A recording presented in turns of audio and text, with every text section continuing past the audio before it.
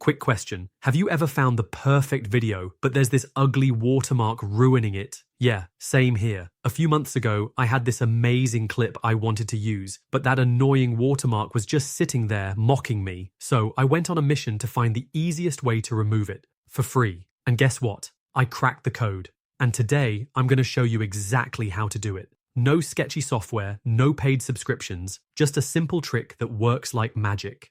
Alright, here's how you do it. First of all, open Google Chrome and search for Online Video Cutter. Secondly, hover over Video Tools and click on Remove Logo from Video.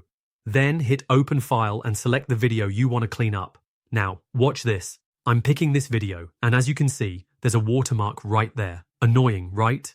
But here's the fun part. In the online editor, just click on the watermark, adjust the frame, and boom, hit Save. Then click Save again to download your fresh, watermark-free video. Let's check. Did it work? Yup, it's gone. No trace left, just a clean, crisp video ready to use. If you found this useful, wait till you see what I'm dropping next. Hit that subscribe button and check out my next video, where I'll show you another insane trick that'll save you tons of time. Trust me, you don't want to miss it.